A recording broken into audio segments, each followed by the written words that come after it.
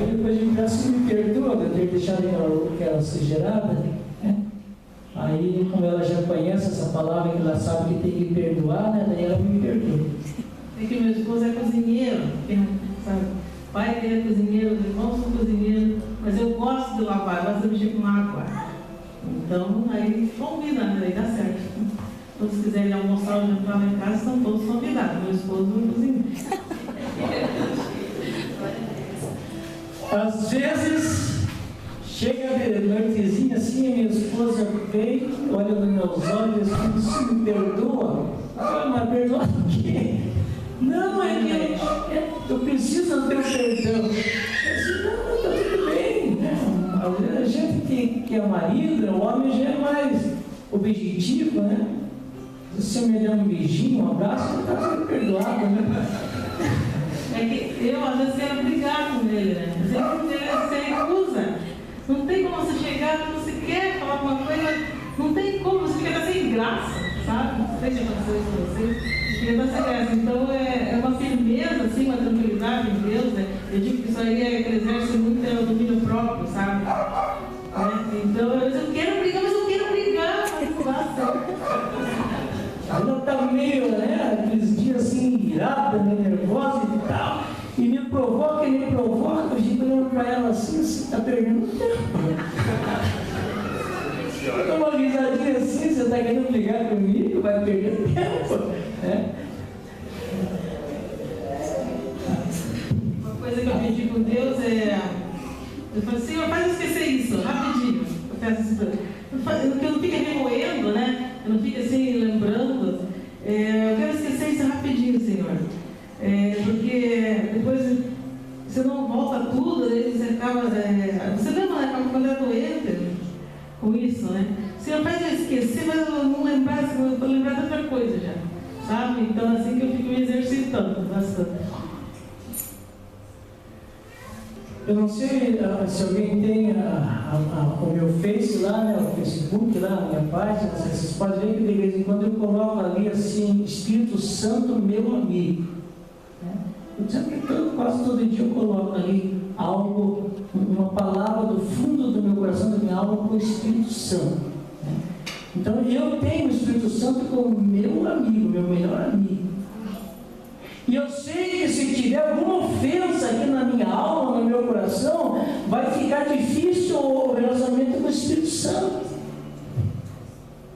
Vai ficar difícil, mas se eu estiver apertado no meu coração aqui, com raiva, com algum sentimento faccioso aqui, eu sei que vai interferir com o relacionamento que eu tenho com o Espírito Santo, que é meu amigo, que eu preciso dele todo dia, que eu preciso que ele esteja trabalhando aqui. Então, quando alguém vem me ofender assim, eu já digo assim: não vai perder tempo, porque aqui não tem lugar para ofensa.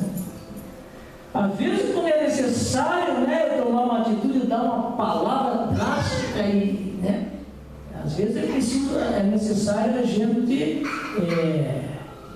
impor, às vezes, né? Às vezes é necessário confrontar com alguém. Mas quando eu tenho que confrontar com alguém, eu confronto já com aquela convicção que aqui não pode entrar nenhuma ofensa, né? Aqui não pode ficar ofendido, meu coração não pode ficar ofendido, a minha alma não pode ficar ofendida, porque se ficar ofendido aqui, quem vai perder sou eu. Eu não vou ter o auxílio do meu amigo, aquele que pode me ajudar, aquele que pode me levantar, aquele que vai testificar no meu espírito e que vai ministrar no meu espírito, aquele que vai falar comigo, aquele que vai me instruir, aquele que vai segurar na minha mão e fazer um caminhar, que é o Espírito Santo. Então aqui não pode ter ofensa, aqui não pode ter feridas. O Espírito Santo ele não habita em lugares assim. A palavra escândalo no grego é escandalon. Talvez o sotaque e a pronúncia seja diferente. Escandalon refere-se à parte da armadilha na qual a isca ficava presa. Essa palavra significa colocar uma armadilha no caminho de alguém. O caçador, ele quer pegar uma boa caça, ele vai lá no meio do mato, né? Aquele matão lá, e ele põe uma armadilha lá. Ele faz uma, né? Alguns fazem mundel, né? Para pegar tatu, essas coisas. Fazem mundel, gaiola. Né? Então, o caçador, ele quer pegar uma boa caça, ele vai lá no meio do mato e ele põe uma armadilha lá. Só que tem uma coisa, o caçador, ele tem que ser estrategista. Ele tem que ser astuto, né? Perspicaz.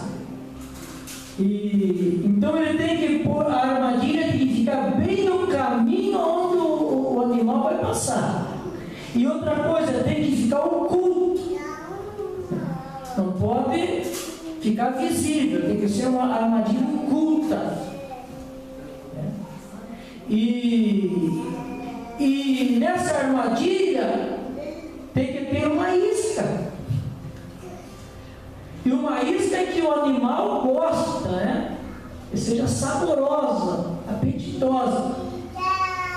Porque geralmente, se não tiver uma isca, o animal não passa nem perto da armadilha, né? Ou ele desvia. Mas se tiver algo atrativo, ele vai direto para a armadilha.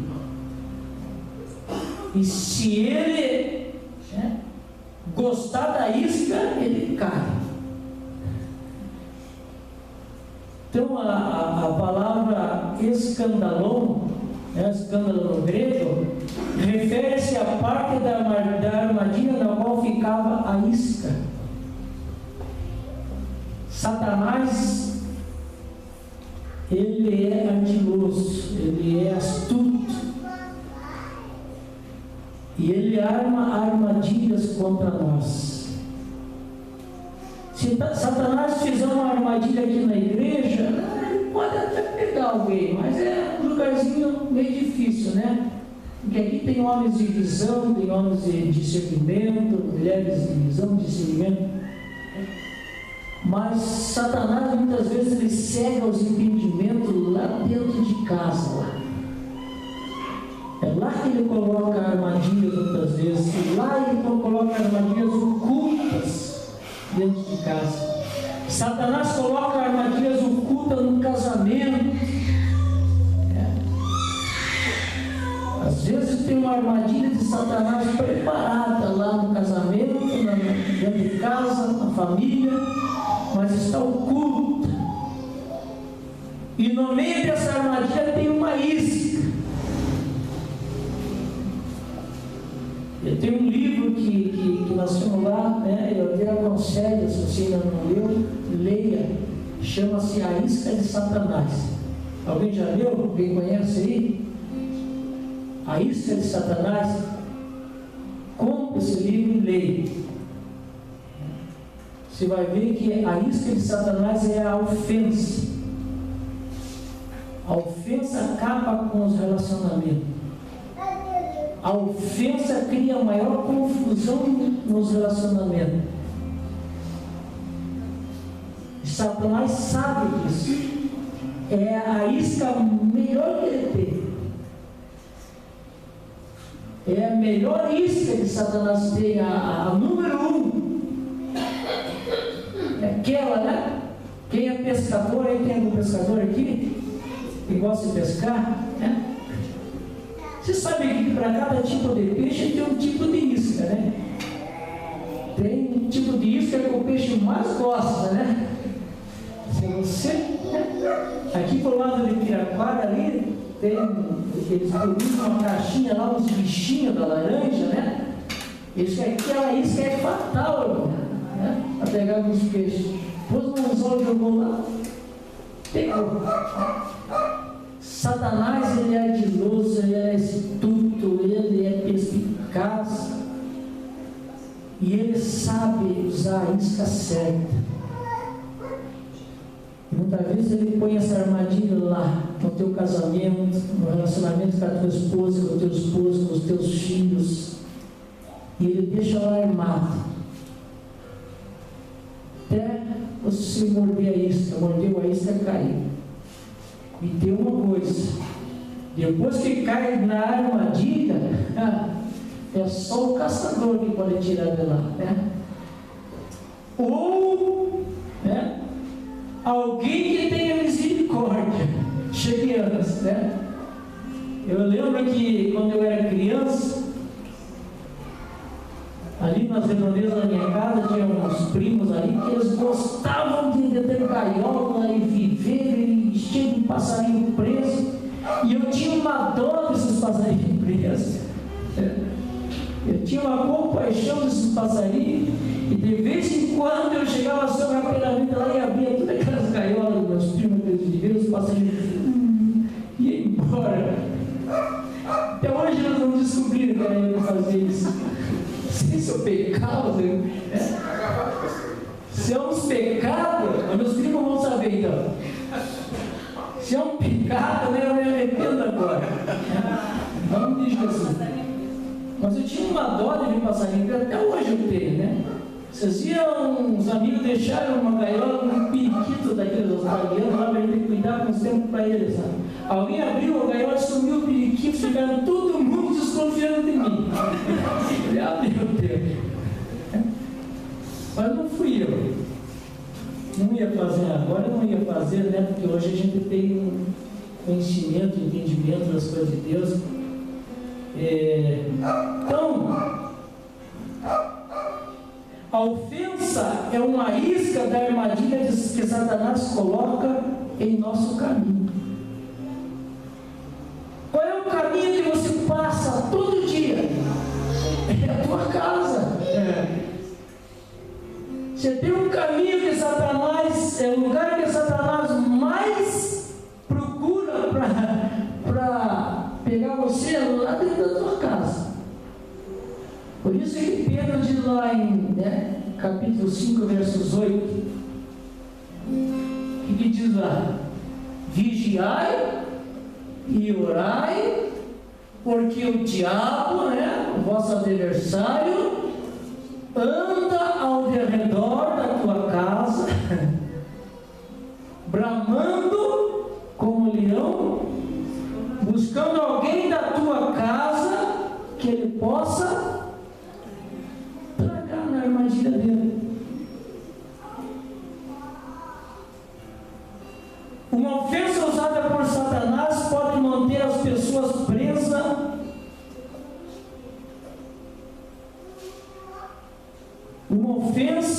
usada por Satanás pode manter as pessoas presas à ofensa e mantê-la encoberta pelo orgulho. Sabe o que eu vi naquela cena aqui, daquele casalzinho aqui? A primeira coisa que gera no relacionamento do casal, que traz problema, é o eu.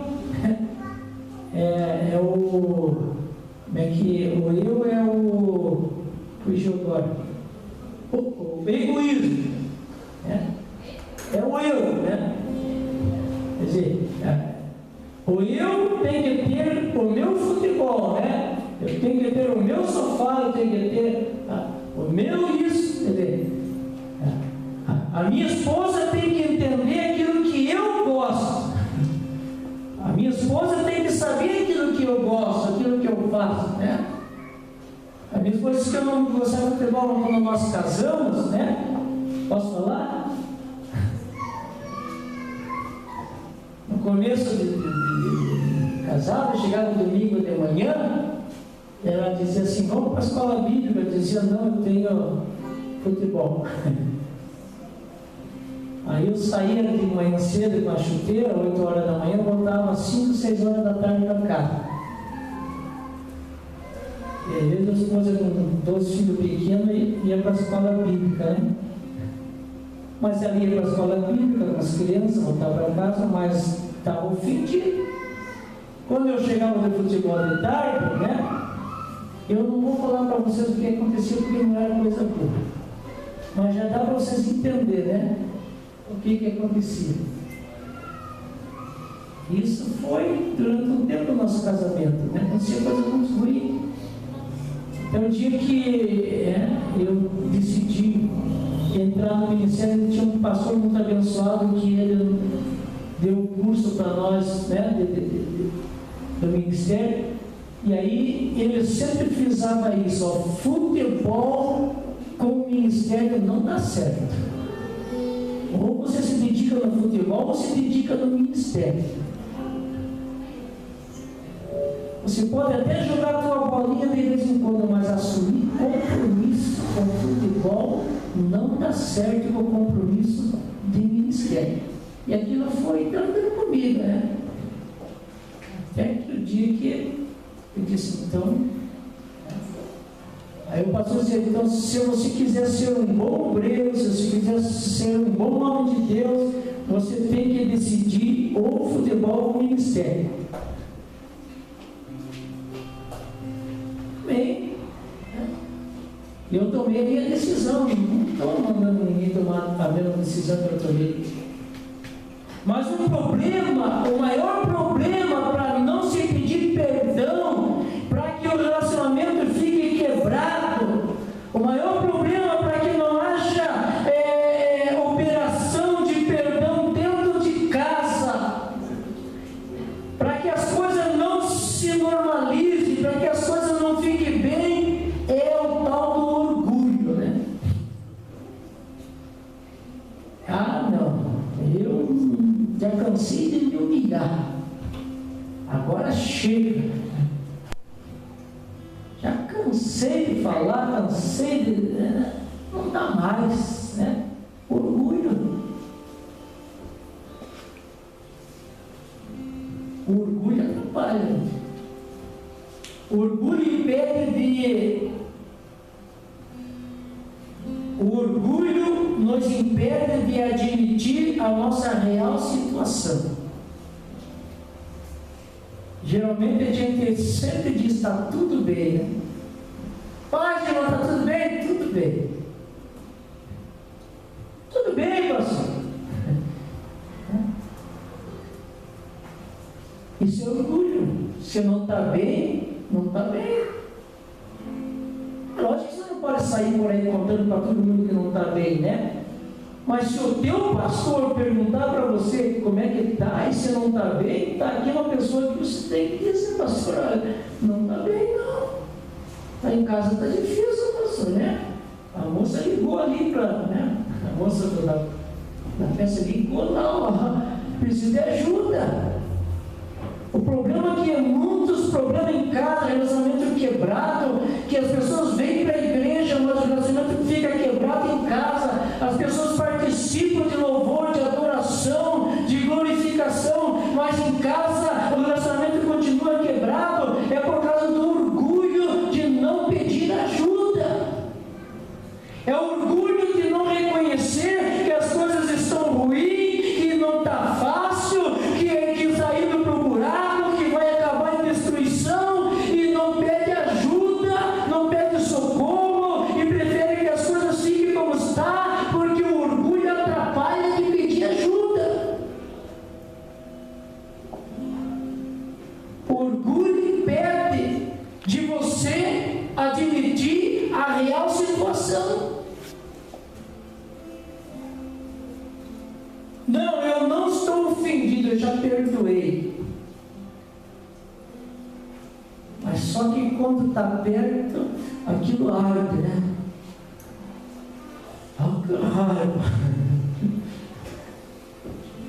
Infelizmente eu tenho que viver com ele, né? Com ela. Infelizmente eu tenho que suportar. Não, mas eu já perdoei. Quer dizer, orgulho. Quer mostrar para si mesmo que não é aquilo que está dentro dela, mas é aquilo que a igreja diz que tem que ser, né? Você tem que perdoar, então eu já perdoei, mas